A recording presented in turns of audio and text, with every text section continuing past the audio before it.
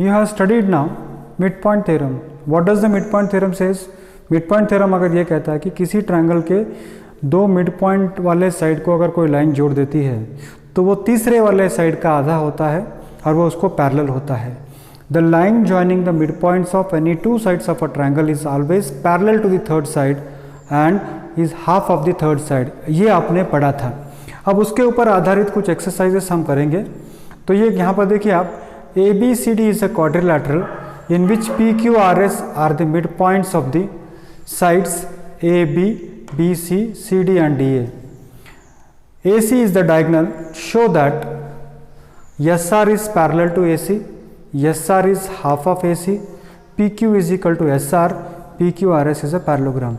बच्चों, this is a very important problem.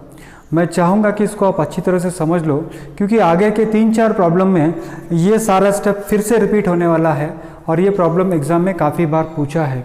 तो ये वेरी इंपॉर्टेंट प्रॉब्लम है, इसको एक बार ध्यान से देख लेना आप. क्वेश्चन वो क्या बोलता है, देखिए ABCD is a quadrilateral, not parallelogram. ABCD एक क्वाड्रिलैटरल है. अब P क्या है, AB का मिड पॉइंट है, Q है BC का मिड पॉइंट, R है CD का मिड पॉइंट और S है AD का मिड पॉइंट. यानी P, Q, R and S are mid points of the side AB, BC, CD and AD. तो आपको सबसे पहले, और AC इज द डायगोनल, तो आपको सबसे पहले ये प्रूव करना है कि SR is parallel to AC and SR is half of AC. तो चलो हम SR की तरफ आएंगे. SR कहाँ पर है, SR ट्रायंगल ADC के पास है. तो आप एक काम कर सकते हो, देखिए S is the mid point of AD, R is the mid point of CD and SR is the line joining the mid point. और ये सब कहाँ पर हो रहा है, ट्रायंगल ADC के अंदर हो रहा है. तो SR is the line that is joining the two midpoints. It is parallel to the third side. So SR is half of AC and SR is parallel to AC. तो आपका first point prove हो गया. SR is parallel to AC, SR is half of AC.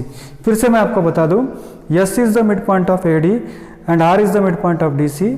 SR is the line joining the two midpoints. So if the line joining the two midpoint is always parallel to the third side as well as half of it, तो SR is parallel to AC, SR is half of AC. तो उसी बात को मैंने लिखा है यहाँ पर. In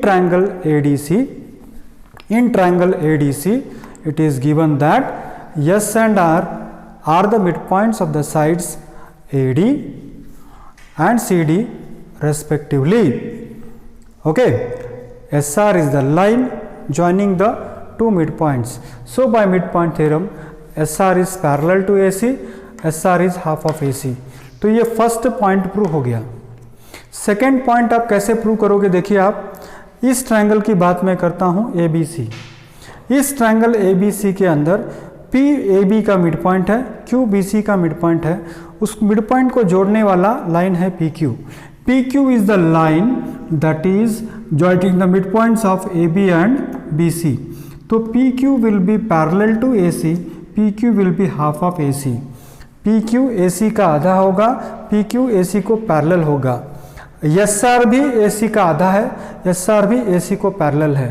यानी यही लाइन इसको पैरेलल है, यही लाइन इसको पैरेलल है, यही लाइन इसका आधा है, यही लाइन इसका आधा है. यानी PQ is half of AC, PQ is parallel to AC, SR is half of AC, SR is parallel to AC. तो PQ is equal to SR होगा. तो PQ is parallel to AC and PQ will be half of AC. उसी बात को मैंने बताया आपको कि similarly in triangle ABC it is given that P is the midpoint of AB and Q is the midpoint of BC and PQ is the line joining the two midpoints. So by midpoint theorem, PQ is parallel to AC, PQ is half of AC. PQ is parallel to AC and PQ is half of AC. First और second equation को compare कीजिए बच्चों. SR भी AC को parallel है, PQ भी AC को parallel है, SR भी AC का आधा है, PQ भी AC का आधा है. तो देखिए पहले तो क्या हो गया यहाँ पर, ये भी AC का आधा है, ये भी AC का आधा है, यानी ये दोनों इक्वल हो जाएगा. तो PQ is half of AC, SR is also half of AC. दोनों अगर एक ही AC के आधे हैं तो PQ किसके बराबर होगा, SR के बराबर होगा. तो third point is proved. Fourth point क्या हो जाएगा, देखिए this is parallel to this, this is also parallel to this, so this is parallel to each other. Two lines parallel to the same line are always parallel to each other, यानी this is parallel to this is parallel to this, तो they are parallel to each other. PQ is parallel to AC, SR is parallel to AC, so what I can say is they are parallel to each other. So what I can say, PQ is parallel to SR, and also PQ is half of SR, PQ is half of AC, SR is also half of AC. Two lines half of the same line will be equal to each other. जो भी AC का होगा उसका आधा ये भी है, जो भी AC का होगा आधा ये भी है, दोनों अगर AC के आधे हैं तो दोनों एक दूसरे के बराबर है. तो ये क्या हो गया, इन क्वाड्रिलेटरल PQRS क्वाड्रिलेटरल के अंदर क्या हो गया, ये इसके बराबर है और ये एक दूसरे के पैरेलल है. और किसी क्वाड्रिलेटरल के अंदर अगर अपोजिट साइड्स पैरेलल और इक्वल होते हैं तो वो क्वाड्रिलेटरल हमेशा पैरेललोग्राम होता है. So in quadrilateral PQRS, PQ is equal to SR, PQ is parallel to SR, therefore PQ is parallelogram. That is what we have to prove. Simple proof है मगर बहुत इंपॉर्टेंट है, एग्जामिनेशन में ये भी पूछते हैं और इसी के आधार के ऊपर आपका सेकंड प्रॉब्लम, थर्ड प्रॉब्लम और फोर्थ प्रॉब्लम भी इसी के ऊपर डिपेंडेंट है.